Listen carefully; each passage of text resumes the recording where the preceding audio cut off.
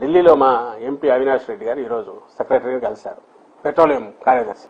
అక్కడ ఇంకొక షాకింగ్ ఇది తెలిసి అక్కడ వెళ్తే, అయ్యా మా దగ్గర నుంచి సప్లైస్ అయితే బాగా ఉన్నాయి, రెగ్యులర్ నార్మల్ గా ఉన్నాయి, కానీ అక్కడ నుంచి ఒక వింత లెటర్ ఆయిల్ మార్కెటింగ్ కంపెనీస్ కి వచ్చింది. అక్కడ పౌర సరఫరాల శాఖ civil supplies commissioner, who is part of the government, ఆయన సంబంధం లేనివాడు కాదు, ఆయన ఆయిల్ మార్కెటింగ్ కంపెనీలకు రాసిన లెటర్, సిఆర్డీఏలో కన్స్ట్రక్షన్ కు డీజిల్ అవసరం ఉంటుంది కాబట్టి కొరత రానియకుండా బల్క్ ఇవన్నీ అక్కడ దగ్గర ఉండే బంకుల్లో అంతా ఇవ్వండి అని చెప్పి లెటర్ రాశారు. Which is not possible. ఇది 24వ తేదీ పౌర సరఫరాల శాఖ కమిషనర్ ఆయిల్ మార్కెటింగ్ కంపెనీస్ రాసిన లెటర్. మీకు మళ్ళీ మీడియా కూడా అందరికి ఇస్తాం. అమరావతి దానికి సంబంధించిన యాక్టివిటీ ఫుల్ జరగాలి కాబట్టి దానికి ఉన్న ఎక్స్ట్రా రిక్వైర్మెంట్ ఈ 3 నెలలకు ఎంతో జూలై వరకు 27,000 కిలోలీటర్లు కావాలి అని బ్రేకప్ ఇస్తూ అది స్పెషల్ గా సప్లై చేయాల్సిందిగా కోరుతూ ఆయన రాసిన లెటర్ 24వ తేదీ రాస్తాడు. దీని మీద సెంట్రల్ గవర్నమెంట్ నుంచి సెంట్రల్ గవర్నమెంట్ ఆయన secretary petroleum and natural gas ఆయన రాసిన రిప్లై ఇది. ఈయన ఇమ్మీడియట్ 25వ తేదీ చీఫ్ సెక్రటరీకి అడ్రస్ చేస్తూ ఈయన లెటర్ రాస్తాడు.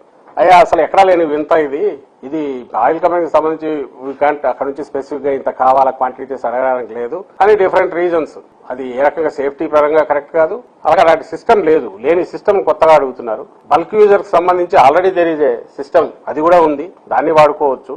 ఇలా మీ పౌర సరఫరాల కమిషనర్ రాసిన ఇది ఇచ్చేశారు, దాన్ని వెంటనే విత్డ్రా చేసుకోండి, ఇవన్నీ మీకు ఇప్పుడు రిలీజ్ చేస్తాను చెప్తాను, దాన్ని ఇమ్మీడియట్ ఇచ్చేసేయమని విత్డ్రా చేసుకోమని ఆ లెటర్ ఆయన రాస్తాడు. ఎవరికి?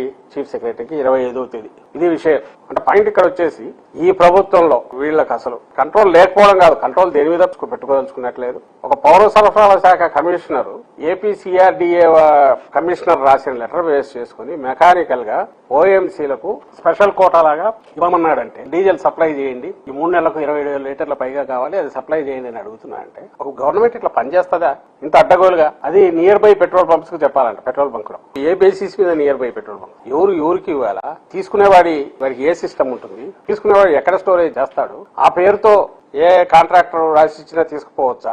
ఇది షాకింగ్ విషయమా కాదా? అంటే ఈ రోజు కొరత అని చెప్తున్న దానికి మీకున్న అమరావతి తప్ప ప్రపంచంలో ఏమీ లేదు, రాష్ట్రం ఏమైనా పర్వాలేదు, అమరావతి అనే ఒక మీకు మీరు క్రియేట్ చేసుకున్న ఒక దోపిడీకి వేసుకున్న ఒక మార్గం అనండి, లేదా దానికోసం క్రియేట్ చేసుకున్న ఒక మీ సొంత కళ, మీ డ్రీమ్ ఏదైతే ఉందో దానికోసం అని చెప్పి ఎంటైర్ గవర్నమెంట్ అంతా కూడా దానికోసమే పనిచేస్తుందా? దానికి సప్లైలు కావాలని చెప్పి ఆ ఓఎంసీలకు పౌర సరఫరాల శాఖ కమిషన్ రాయడం ఏంది? మిగిలిన వాళ్ళందరూ కన్జ్యూమర్స్ అందరికి ఏం కావాలా?